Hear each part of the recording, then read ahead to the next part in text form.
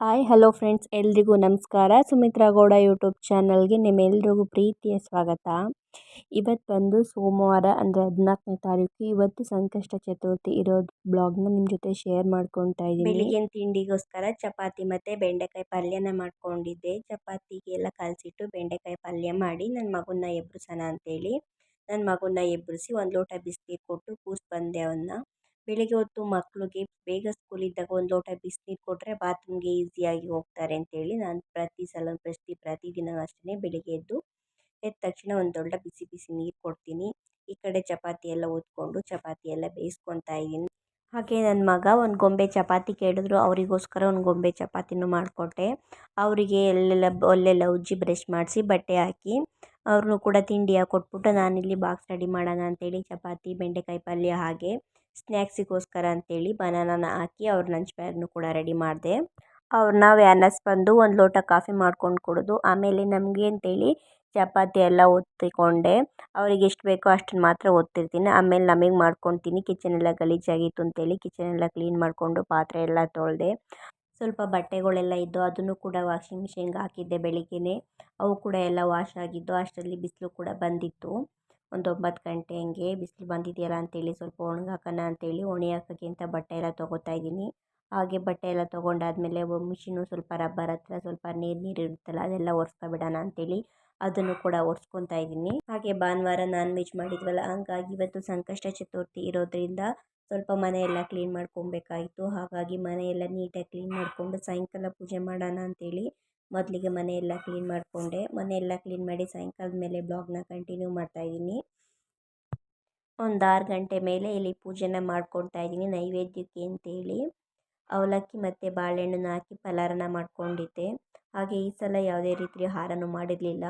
21 ಗರಿಕೆ ಇಟ್ಟು ಹಾಗೆ ಅದಕ್ಕೆ ಒಂದು ಕುಚ್ಚು ಬಿಳಿ ಎಕ್ಕದ್ದು ಹೂವು ಬರುತ್ತಲ್ಲ ಅದನ್ನು ಇಟ್ಟು ಪೂಜೆನ ಮಾಡಿಕೊಂಡೆ. ಪೂಜೆ ಅಂತೂ ತುಂಬ ಚೆನ್ನಾಗಾಯಿತು. ಹಾಗೆ ನನ್ನ ಮಗನ ಕೈಲಿ 21 ಬಸ್ಕಿನ ಹೊಡೆಸಿ ನಾನು ಕೂಡ 21 ಸಲ ಓಂ ಗಣೇಶಾಯ ನಮಃ ಅಂತ ಶ್ಲೋಕನ ಹೇಳಿ ಪೂಜೆನ ಮುಗಿಸ್ಕೊಂಡೆ. ಪೂಜೆ ಎಲ್ಲ ಮುಗಿಸಾದ್ಮೇಲೆ ಮಧ್ಯಾಹ್ನ ಅಡುಗೆಗೇನು ಮಾಡಿರಲಿಲ್ಲ. ಸ್ವಲ್ಪ ಮೊಸರಿತ್ತು, ಹಾಗೆ ಅದಕ್ಕೆ ಅನ್ನ ಮಾಡಿದ್ದೆ. ಸರಿ, ಸಾಯಂಕಾಲದ ಮೇಲೆ ಸ್ವಲ್ಪ ಅಣಬೆ ಸಿಕ್ಕಿದ್ದು, ಅಣಬೆ ಸಾರು ಮಾಡ್ಕೊಳ್ಳೋಣ ಅಂತೇಳಿ ಇಲ್ಲಿ ರೆಡಿ ಮಾಡ್ಕೊತಾ ಇದ್ದೀನಿ. ಈಗ ಈ ವರ್ಷದಲ್ಲಿ ಇದೇ ಫಸ್ಟ್ ಅಣಬೆ ಸಿಕ್ಕಿರೋದು ಅನಿಸುತ್ತೆ. ಅಪರೂಪ ಅಣಬೆ ಸಿಗೋದು. ನನ್ನ ಮಗನಿಗೆ ಹೋಮ್ವರ್ಕ್ ಎಲ್ಲ ಕೊಟ್ಟಿದ್ವಲ್ವ, ಅದ್ರ ಜೊತೆಗೇ ಅಡುಗೆನೂ ಕೂಡ ಮಾಡ್ಕೊತಾ ಇದ್ದೀನಿ. ಅಣಬೆ ಸ್ವಲ್ಪ ಸ್ವಲ್ಪ ಹರಳಿರೋದಿತ್ತು, ಸ್ವಲ್ಪ ಮುಗ್ಗು ಇತ್ತು, ಚೆನ್ನಾಗಿತ್ತು. ಒಟ್ಟಿನಲ್ಲಿ ಅಣಬೆ ಎಲ್ಲ ನೀಟಾಗಿ ತೊಳೆದೆಲ್ಲ ಕ್ಲೀನ್ ಮಾಡಿಕೊಂಡು ಇಲ್ಲಿ ಸಾಂಬಾರಿಗೆ ಒಗ್ಗರಣೆಗೆ ಅಂತೇಳಿ ಸ್ವಲ್ಪ ಎಣ್ಣೆನ ಹಾಕಿ ಹುರ್ಕೊತಾ ಇದ್ದೀನಿ. ಅದು ಚೆನ್ನಾಗಿ ನೀರು ಬಿಟ್ಕೋಬೇಕು. ಅದ್ರ ಜೊತೆಗೇ ಅರಿಶಿನ ಪುಡಿ ಉಪ್ಪನ್ನ ಹಾಕಿ ಚೆನ್ನಾಗಿ ಹುರ್ಕೊತಾ ಇದ್ದೀನಿ. ನೀರೆಲ್ಲ ಚೆನ್ನಾಗಿ ಬಿಟ್ಕೊತಾ ಇದೆ. ಅಷ್ಟರಲ್ಲಿ ಈ ಕಡೆ ಮಸಾಲನೂ ಕೂಡ ರೆಡಿ ಮಾಡ್ಕೊಂಡಿದ್ದೀನಿ. ಹಾಗೆ ಕಾಫಿ ಮಾಡ್ಕೊಳ್ಳೋಣ ಸಾಯಂಕಾಲಕ್ಕೆ ಅಂತೇಳಿ ಈ ಕಡೆ ಹಾಲಿಗೂ ಕೂಡ ಕಾಯಕ್ಕೆ ಇಟ್ಟಿದ್ದೀನಿ. ಒಗ್ಗರಣೆ ಎಲ್ಲ ಹಾಕೊಂಡಾದ್ಮೇಲೆ ಸ್ವಲ್ಪ ಪಾತ್ರೆ ಎಲ್ಲ ಇದ್ದು ಪಾತ್ರೆ ಎಲ್ಲ ನೀಟಾಗಿ ತೊಳ್ಕೊಂಬಿಡೋಣ ಅಂತೇಳಿ ಪಾತ್ರೆ ಎಲ್ಲ ನೀಟಾಗಿ ತೊಳ್ಕೊತಾ ಇದ್ದೀನಿ. ನಾನು ಯಾವಾಗಲೂ ಅಷ್ಟೇ, ಆ ಕಡೆ ಅಡುಗೆ ಆಯ್ತಾಯಿದ್ರೆ ಈ ಕಡೆ ಪಾತ್ರೆ ಎಲ್ಲ ನೀಟಾಗಿ ವಾಶ್ ಮಾಡ್ಕೊಂಬಿಡ್ತೀನಿ.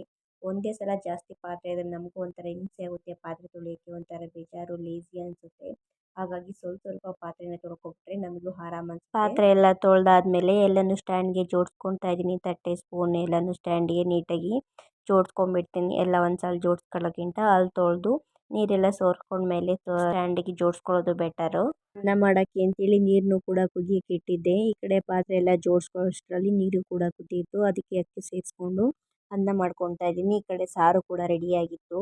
ನನಗೆ ಕುಕ್ಕರಲ್ಲಿ ಅನ್ನ ಮಾಡೋದಕ್ಕಿಂತ ಈ ಥರ ತಪ್ಪಲೆಯಲ್ಲಿ ಅನ್ನ ಮಾಡ್ಕೊಳ್ಳೋದೇ ಇಷ್ಟ. ಹಾಗಾಗಿ ನಾನು ಆಲ್ಮೋಸ್ಟ್ ತಪ್ಪಲೆಯೇ ಮಾಡ್ಕೊಳ್ಳೋಕ್ಕೆ ಟ್ರೈ ಮಾಡ್ತೀನಿ. ಏನಾದರೂ ಕೆಲಸ ಇದ್ದರೆ ಮಾತ್ರ ಕುಕ್ಕರಲ್ಲಿ ಕೂಗಿಟ್ಟು ಬೇರೆ ಕೆಲಸ ಮಾಡ್ಕೋಬೋದಲ್ಲ ಅಂತೇಳಿ ಆ ಟೈಮಲ್ಲಿ ಮಾತ್ರ ಕುಕ್ಕರಲ್ಲಿ ಅನ್ನ ಮಾಡ್ಕೊಳ್ಳೋದು. ನಾರ್ಮಲ್ ಫ್ರೀ ಇದ್ದಾಗೆಲ್ಲ ಈ ಥರ ಎಲ್ಲ ತಪ್ಪಲೆಯೇ ಮಾಡ್ಕೊಂಡ್ಬಿಡ್ತೀನಿ. ಈ ಕಡೆ ಸಾರು ಕೂಡ ರೆಡಿ ಆಯಿತು, ಈ ಕಡೆ ಅನ್ನ ರೆಡಿ ಆಗ್ತಿದೆ. ಮುದ್ದೆ ಒಂದು ಮಾಡಿಕೊಂಡ್ರೆ ಸಾಯಂಕಾಲದ ಊಟ ರೆಡಿ ಆಯಿತು. ಮುದ್ದೆ ಎಲ್ಲ ಮಾಡಾದಮೇಲೆ ಇನ್ನು ಟೈಮ್ ಇತ್ತು ಊಟ ಮಾಡಲಿಕ್ಕೆ ಅಂತೇಳಿ ಸ್ವಲ್ಪ ಇಲ್ಲಿ ರಿಲೇಟಿವ್ಸ್ ಒಬ್ಬರು ತಿರ್ಣಿಕಾಯಿ ಕೊಟ್ಟಿದ್ದರು. ಅವೆಲ್ಲ ಸುಲಿದು ಇಟ್ಕೊಳ್ಳೋಣ ಅಂತೇಳಿ ತಿರ್ಣಿಕಾಯಿ ಎಲ್ಲ ಸುಲಿದು ಇಟ್ಕೊಂಡು ಆಮೇಲೆ ಊಟ ಎಲ್ಲ ಮುಗಿಸಿ ಪಾತ್ರೆ ಎಲ್ಲ ತೊಳೆದು ಮಲ್ಕೊಂಡ್ವಿ. ಈ ವಿಡಿಯೋ ನಿಮ್ಗೆ ಏನಾದ್ರು ಇಷ್ಟ ಆಗಿದ್ರೆ ಪ್ಲೀಸ್ ಒಂದು ಲೈಕ್ ಮಾಡಿ, ಶೇರ್ ಮಾಡಿ, ಹಾಗೆ ಸಬ್ಸ್ಕ್ರೈಬ್ ಮಾಡ್ಕೊಳ್ಳಿ. Thank you for watching.